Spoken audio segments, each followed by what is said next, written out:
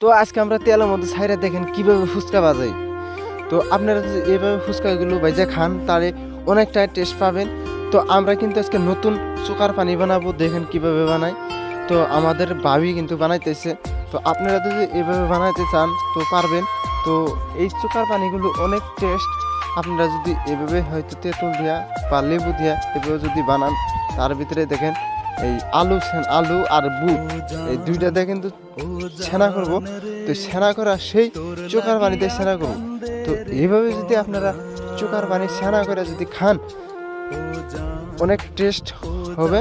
তো এখানে হয়ে গেছে, দেখেন কত সুন্দর দেখা যায়। তো প্রথমে আমাদের ভাই খেয়ে নিল, তো দ্বিতীয়তে হয়তো ভাবির পালা। তো দেখেন ভাবি খেয়ে নিল।